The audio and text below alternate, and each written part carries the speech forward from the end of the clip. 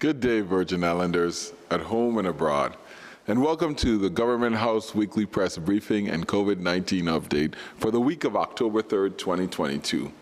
Boy, we kicked some serious butt this weekend. Dallas Cowboys. You thought I was talking about something else? No, it was a good football weekend. I'm glad to say the star is flying high again. Nevertheless, we're joined today by Commissioner Encarnacion, who is going to tell us about the latest COVID-19 data and information on where Virgin Islands residents can get a COVID-19 test. Get your vaccine or get your booster shot. I also have your, as in mine's, famous favorite Vitima director, Darryl Jackson, here to provide an update on any adverse weather formations in the area and other important disaster preparedness information from our community. Our hearts certainly go out and our prayers continue for those affected in the Dominican Republic, or those in Cuba, as well as those in Florida and South Carolina who are just on the winter storm. We all know what it feels like that day after when you get up with a storm, some of us with minimum and some of us with maximum impact to our lives. So we want to be especially mindful of our Virgin Islanders. You know, we have a lot of people up there in Florida, in Orlando, in Tampa, Miami, and other places in Florida. You know, we are always here for you in the Virgin Islands. Our hearts and prayers go out to you. A lot of people relocated after the storm, and unfortunate that, you know, they are experiencing this major storm. I think they said it was like the third worst in Florida's history. I also want to congratulate Labor and the Workforce Investment Board on a very successful Workforce Development Summit this week. If you missed it, we had them on St. Thomas, St. Croix, and St. John. Excellent presenters, good information about workforce for employers as well as for potential job seekers and employees. So, you know, we have a lot of benefits in the Virgin Islands now. So even if you have a job, this is your opportunity to go back to the university and get a free college education. If you graduated from Virgin Islands High School, go get you some vocational training. There's all sorts of things. We got marine training, cybersecurity, CDL, you name it. All of those things they're working on. So it was great. I spent 3 days with the people of the Virgin Islands listening to your concerns. And, you know, things are looking good for our workforce, but we need more workers. So skill up, train up, and get you to move up in this economic upheaval, upturn that we're going through right now. It is also Mental Health Awareness Week as well as Breast Cancer Month. So we want to make sure that you are out there paying special attention to that, and especially our mental health. With lots of people in our community affected by that. Most people who are exhibiting the signs and people who are crying silently. And breast cancer awareness, ladies, go out there and get your mammograms, take your husbands along, get those prostate checks. Let's keep healthy. Well, enough of the other announcements. We'll now go to Commissioner Encarnacion. Good afternoon, everyone, and thank you, Governor Bryan. Department of Health really wants to share deepest heartfelt prayers and condolences for the people of Cuba, Florida, and South Carolina, of course, who lost their loved ones and their homes because of Hurricane Ian. And for those in our sister island of Puerto Rico, they're still recovering, so we want to also send our prayers and condolences to them as well. As we continue in our current state of COVID-19 endemicity, with single digits seen in our daily positives and hospitalizations, I would like to first thank the Office of the Commissioner, or the DOH OTC team, who rolled up their sleeves, put on their boots, and hit the ground day and night with the task force, and even learned how to swab and report like true public health warriors on a mission. So thank you all, and that would be Shanna, Monique, Dr. Sims. I could just name just a few.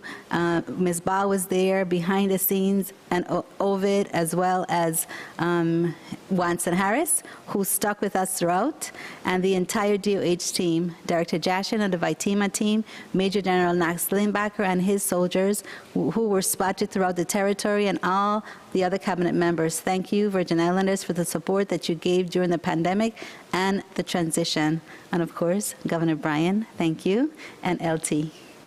Our COVID-19 numbers for today are 40 active cases territory-wide, 25 on St. Croix, 15 on St. Thomas, and on St. John, we have 0. Hospitalization territory-wide are 5 total, 0 on St. Croix in JFL, and 5 on St. Thomas SRMC. We appreciate those who have fully vaccinated. For those who are not fully vaccinated, we ask that you consider the vaccine as a means of preventing severe illness, hospitalization, and death from COVID-19 virus. So we had a discussion this morning. You could compare it to the normal flu at this point in time. There's still individuals who are getting very sick, hospitalized, and individuals who are still dying. And that's why the bivalent is very important, because it now takes care of all of the variants that we've seen throughout the pandemic.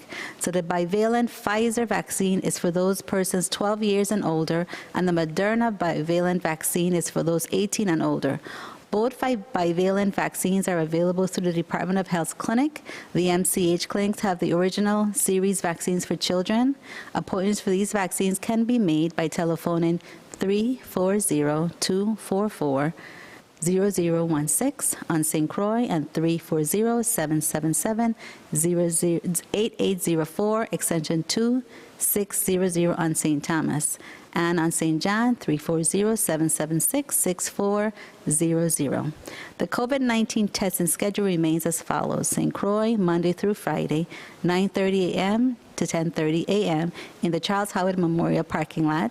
St. Thomas, Monday, Tuesday, Thursday, Friday, 9:30 a.m. to 10:30 a.m. at the Schneider Regional Medical Center, loading dock. And on St. John, Wednesday from 12 o'clock noon to 3 o'clock p.m. We are pleased to announce that there are no confirmed cases of monkeypox in the territory at this time. Since August of this year, Virgin Islands of all ages have been embracing our Best Life program. Governor Albert Bryan Jr. founded our Best Life as motivation for us to revisit and renew our physical, mental, and emotional well-being.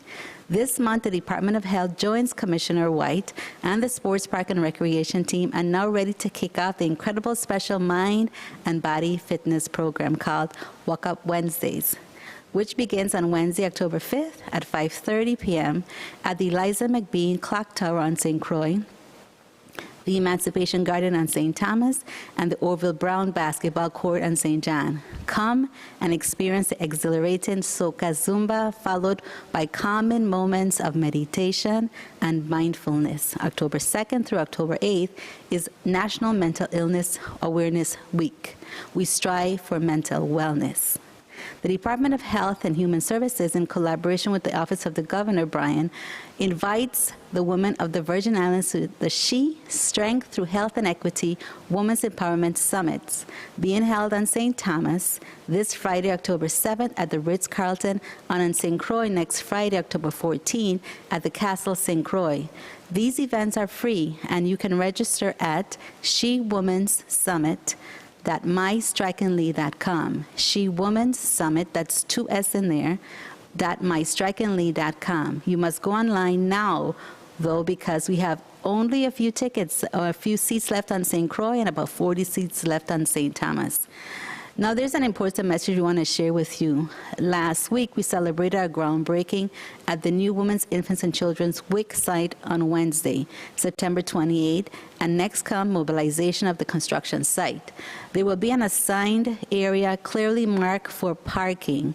We ask for your understanding as we watch the creation of a modern and beautiful building that will serve our families. Your safety, of course, is our priority. And of course, adding to the governor, this month is Breast Cancer Awareness Month. You know that we have 2 leading causes of death within the territory and illness, cardiac and cancer breast being the more high cases seen within women, of course, but there's a 1% chance that a man can have breast cancer. So that 1% can very well be you or yours. So please take care of yourselves and your loved ones. Back to you, Governor. Hey, Commissioner, and thank you for that. You had a big celebration last week. I was there. Congratulations on the groundbreaking for the WIC building. What's that, a $5 million? It comes from a $5 million project. It's I think, $2 million that we're looking at. And so we're creating a building that is so welcoming to the community, but it actually establishes several different facets. So you have the care for women's, the care for infants in there, and the care for children. So you combine the family, but you have different areas where the women can come and actually learn how to cook healthier foods. Wow. We have an area where family can come together, babysitting area. But the way that it's developed and drafted is very comfortable. The colors that are used are visionary, so you feel you go comfortable. But the key thing is that you see an inviting building that you know that we're going to be caring for. And I have to tell you that the staff that works in the WIC program, we have 4 sites. And all of their sites focus on really what's needed. And the Department of Health, USVI, has been one of the highest breastfeeding counts within a nation. Wow. And we actually we have maintained that, and I think that's one of the reasons why we see healthy children and families within the territory. Yeah, I learned that too, that we were actually the pilot program in 1972. I wish my mom was alive so I could ask her if I was a WIC baby too. That's right around the time when I was coming up. So that is fantastic news. And then you have a women's conference, one on each island, October 7th. October 7th, St. Croix, October 14th, St. Thomas, October 7th, St. Croix, October 14th. What's the focus of that? Well, she, and so we've actually coined she to be strength, health, and equity. And health in the sense of, not just physical health, but mental health as well, mental wellness. I think we're more focusing on that. But it gives us a time to look at what we need to be equal as women within our community. And not just physically, but financially as well. And I like but I saw Bosadie Bruce and as part of it, and she's actually coming to speak to us about how can we actually balance our wealth, and as well as looking at what impact it has on our health. Because a lot of times we don't think like that, but if you think, and I'm sure that individuals who are married, going through, a lot of the arguments that are caused is because of finance, right?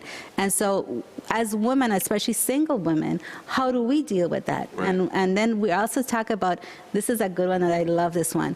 Women, how do you care for your young men growing up? And because a lot of the single women are raising young men, but we have to think about the behavioral health aspect of that as well.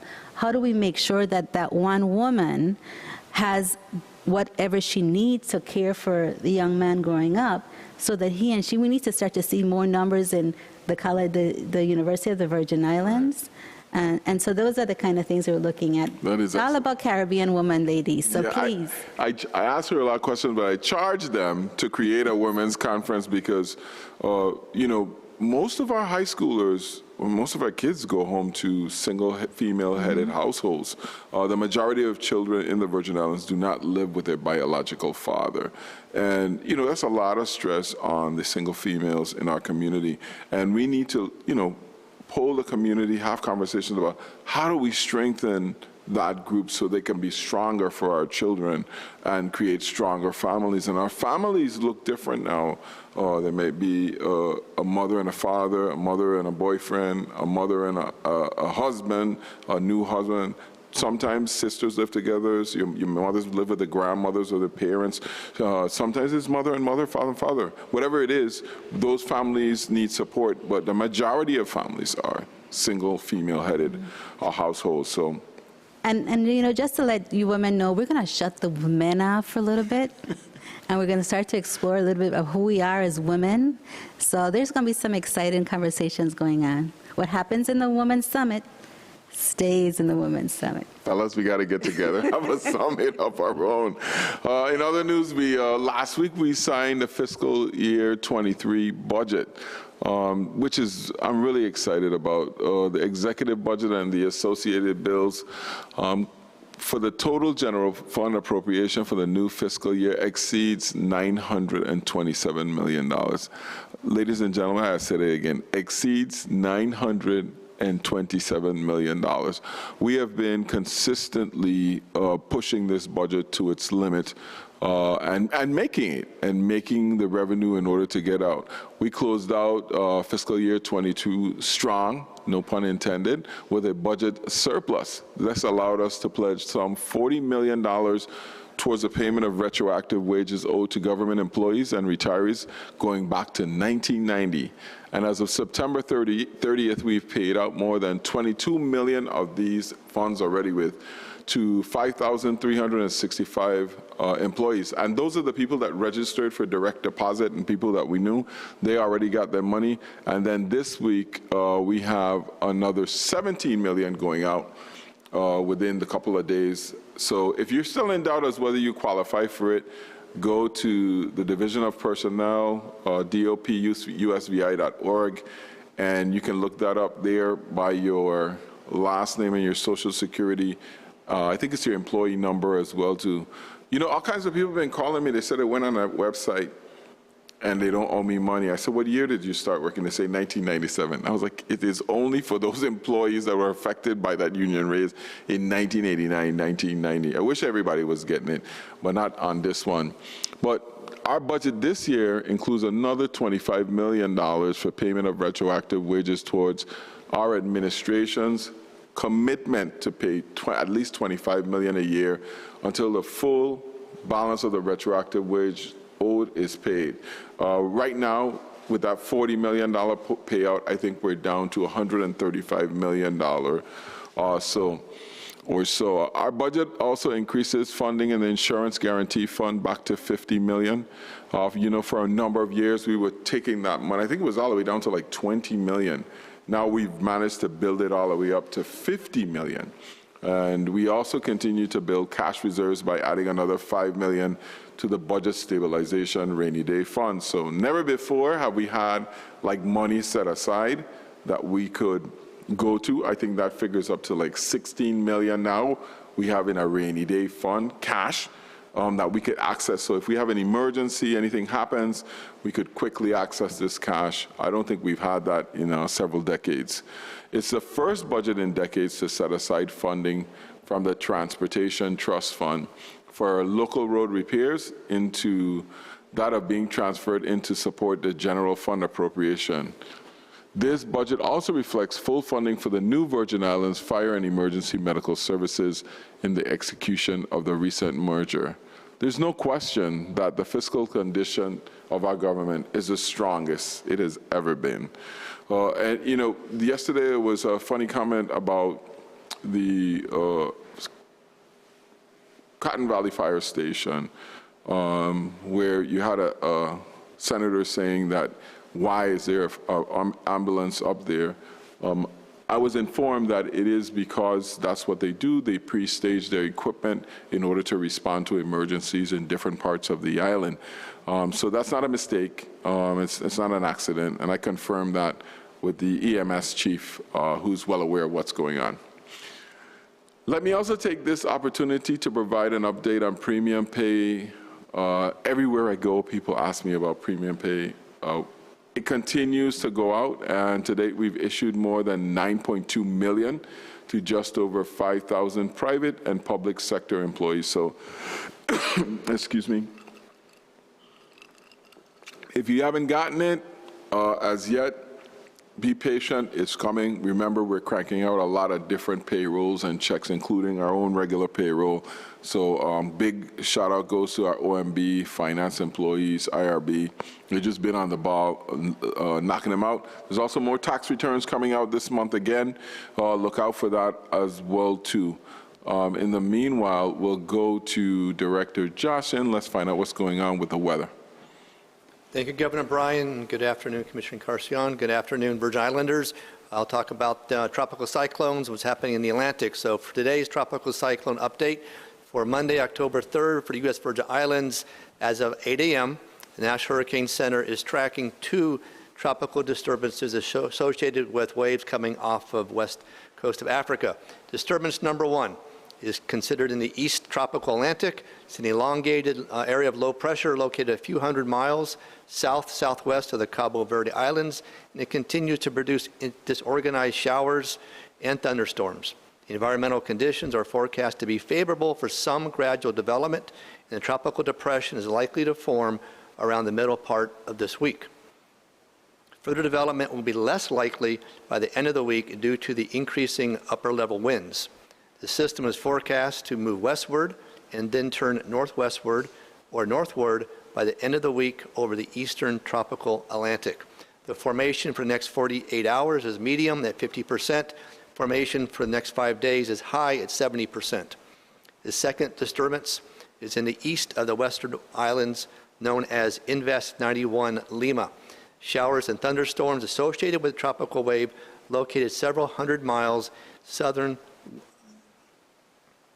westward wind islands have become slightly better organized since yesterday. Some further development of the wave is possible, and the tropical depression could form within the next few days while it moves generally westward at 15 to 20 miles per hour, reaching the Windward Islands and the eastern Caribbean Sea by midweek. Interest in the Windward Islands should monitor progress of the system. Formation chance for the next 48 hours is low at 30%. Formation for the next 5 days is medium at 40%. While the first half of the hurricane season was fairly quiet, the second half has been anything but quiet.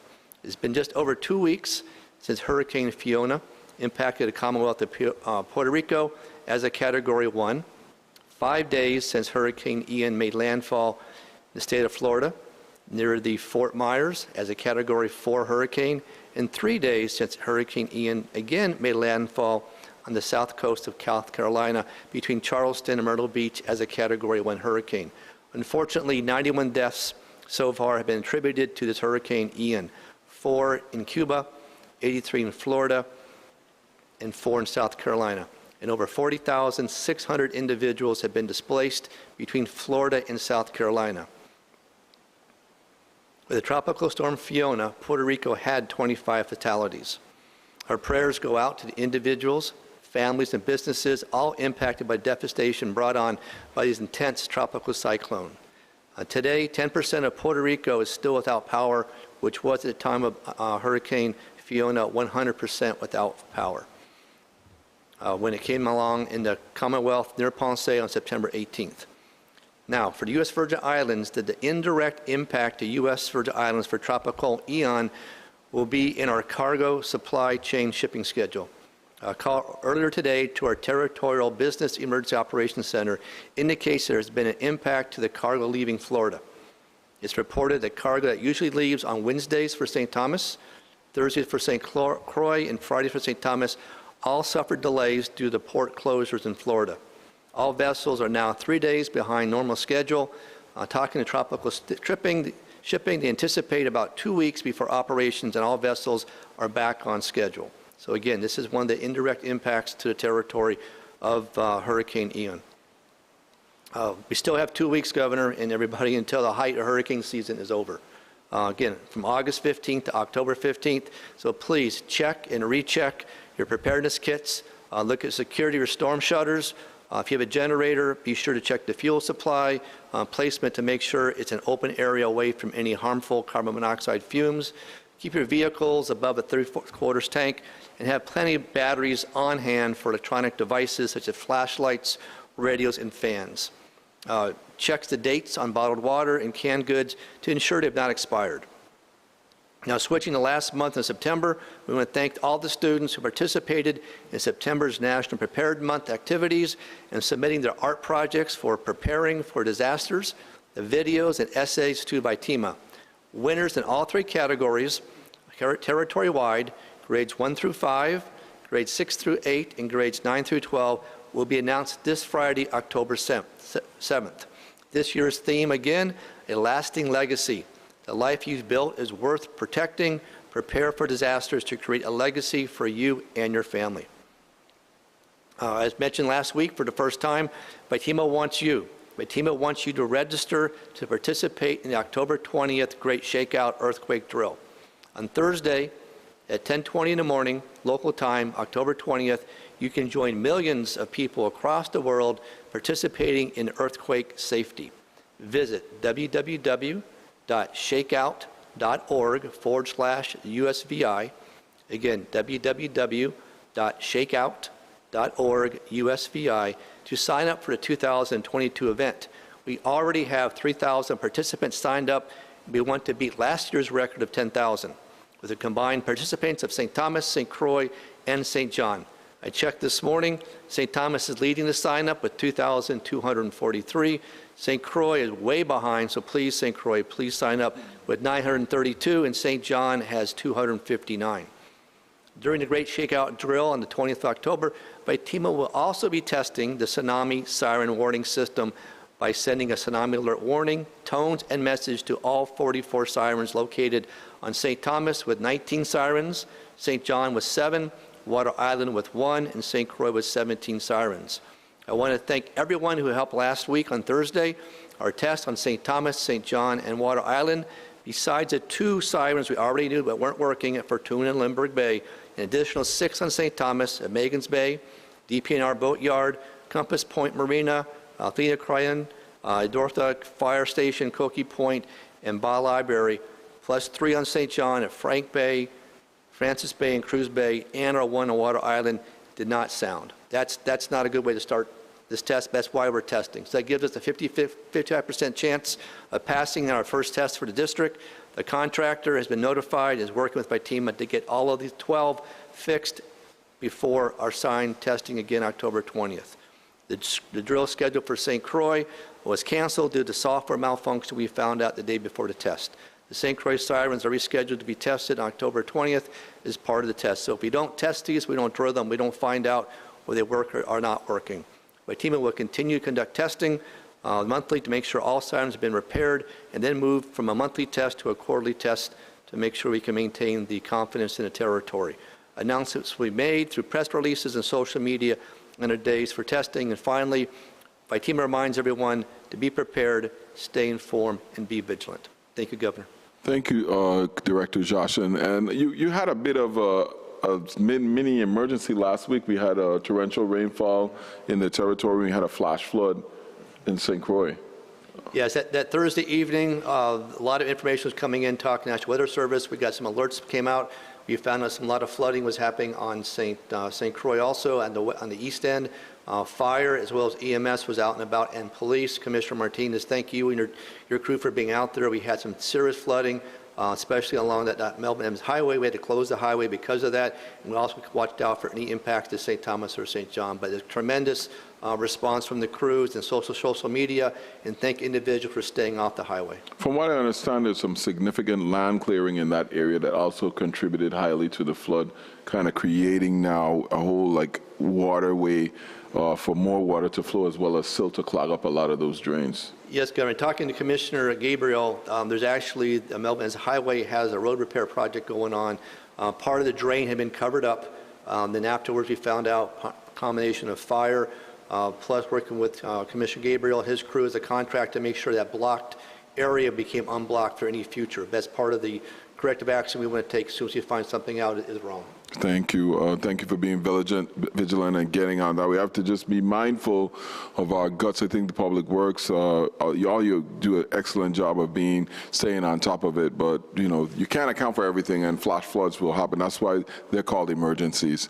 In other news, I am pleased to announce that we have made the first official payment, the annual payment to GRS in accordance with the $3.8 billion in funding that we entered into as part of the GRS Solvency Plan Act 8540.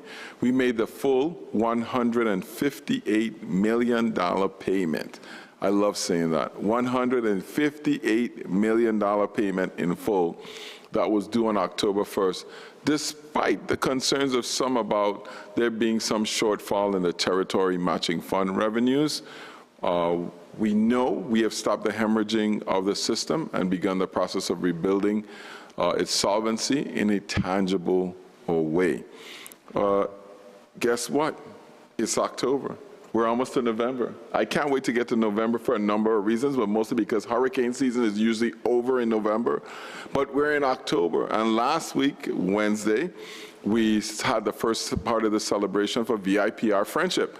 We had a great gospel concert in Sunny Isles out there in St. Croix. And then this weekend, I had the the privilege of participating in the VIPR Friendship Day golf tournament. Thanks to all of those who participated. I came in first.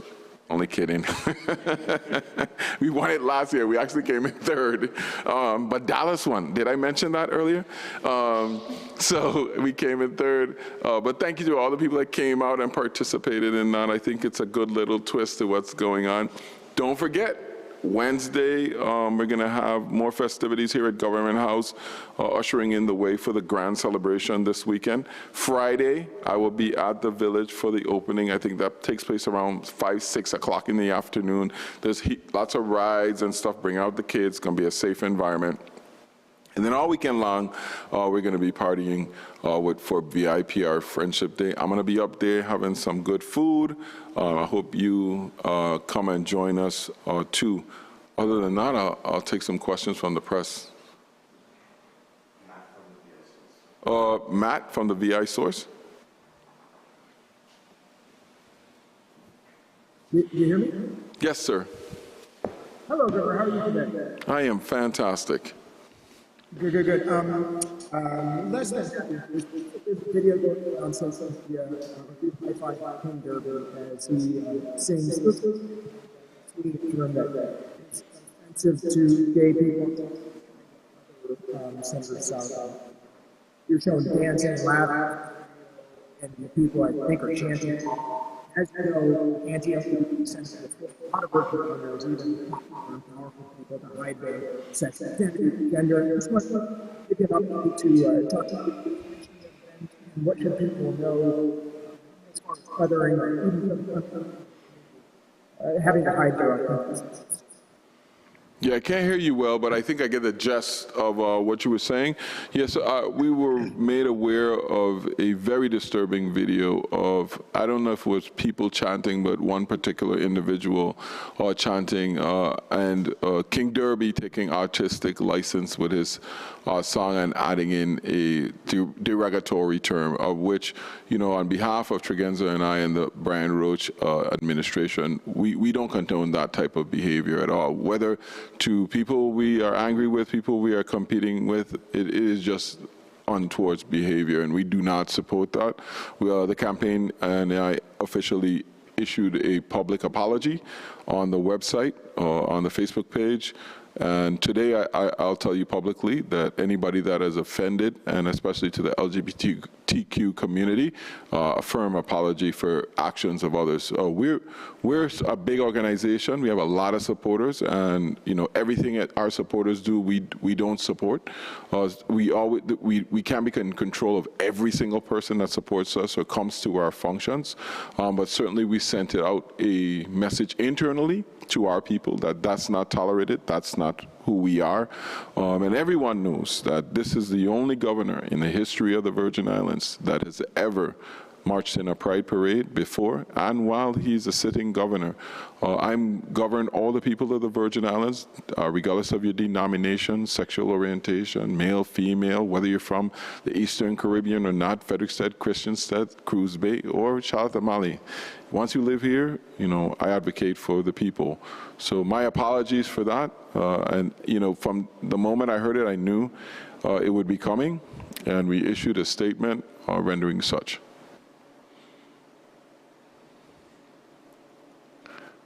Any more questions from the press?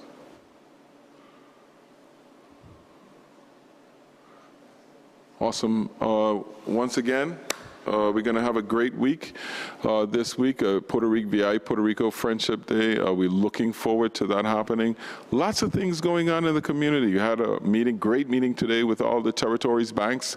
I'm going to let you know about that. And remember, tune in next week. We're going to be talking specifically about the economy and what you have to look forward to.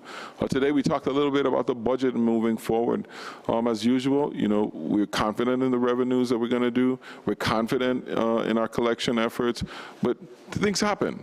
Flash floods, hurricanes, recessions.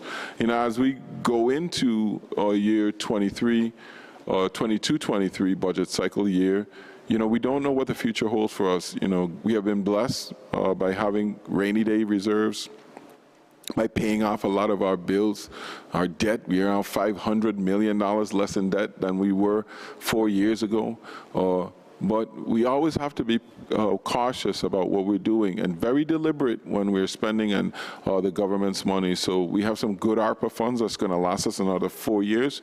And we need to use those funds and leverage them. When I say leverage them, we put in 10 and we get 100 million out of it in order to make our territory more productive.